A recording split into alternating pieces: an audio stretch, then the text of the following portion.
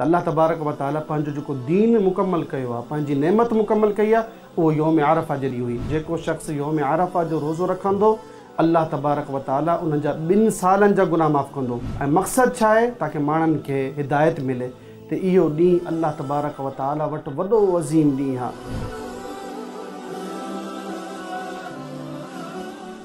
यौम अरफा जे रोज़े जी छा फ़ज़ीलत आहे? यौम आरफ़ा जी बि कसम अल्लाह तबारक व ताला क़ुरान करीम में पाण खई आहे। रब्बुल आलमीन क़ुरान करीम में सूरतुल बुरूज में बि छा फरमाए थो, वशाहिदिन व मशहूद। मशहूद जो मुफ़स्सिरीन लिखनि था त इन जी माना आहे यौम आरफ़ा, यानी अल्लाह तबारक व ताला कसम खई आहे। कसम खणण जो मक़सदु छा हूंदो आहे त इन जी ताज़ीम अज़मत आहे अल्लाह ताला जे नज़दीक। अल्लाह ताला जी बारगाह में यौम आरफ़ा तमामु घणो अज़मत वारो ॾींहुं आहे।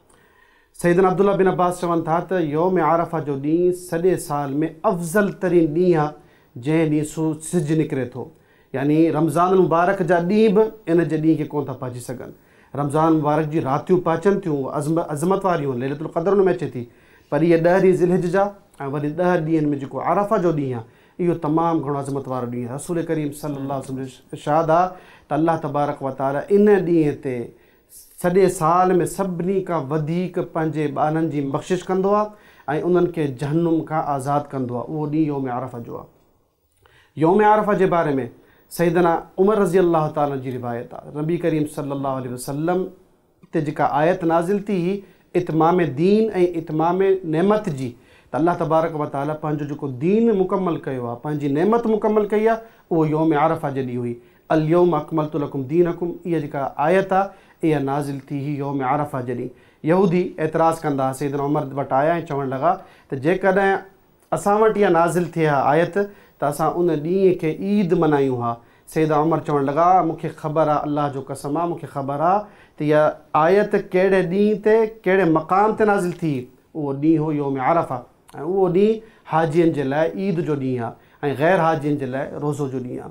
यौम आरफ़ा जे रोज़े जो नबी करीम सल्लल्लाहु अलैहि वसल्लम हुकुम ॾिनो ऐं पाण छा फरमायो त जेको शख़्स यौम आरफ़ा जो रोज़ो रखंदो अल्लाह तबारक व ताला उन्हनि जा 2 सालनि जा गुनाह माफ़ कंदो।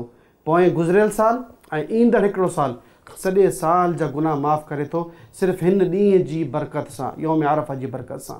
अल्लाह तबारक व ताला हिकिड़े ॿिए मक़ाम ते कसम खणे थो, वशफ़ई वल वतरी, त कसम आहे शफ़अ जी ऐं कसम आहे वतर जी। शफ़अ जेको आहे उहो आहे ईद उल अज़हा जो ॾींहुं ऐं वतर जेको ॾींहुं आहे उहो आहे यौम आरफ़ा। ऐं मक़सदु छा आहे? ताकी माण्हुनि खे हिदायत मिले त इहो ॾींहुं अल्लाह तबारक व ताला वटि वॾो अज़ीम ॾींहुं आहे।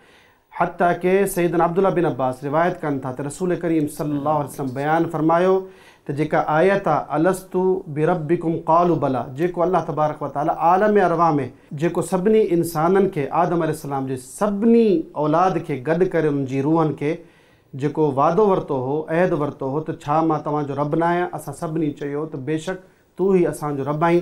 पोइ अल्लाह तबारक व ताला चयो त गवाह रहजो, ईअं न थिए त दुनिया में वञी तव्हां इन ॻाल्हि खे विसारे छॾिजो। उहो ॾींहुं बि यौम आरफ़ा जो ॾींहुं हो।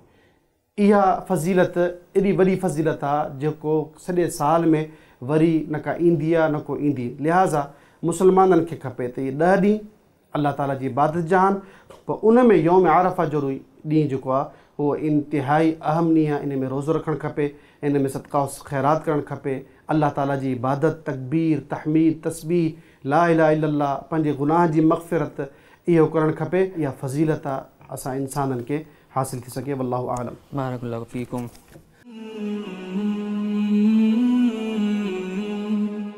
सब्सक्राइब करियो ऐं बेल आइकन ते क्लिक करियो त जीअं असांजी हर नई वीडियो जो नोटिफिकेशन मिले।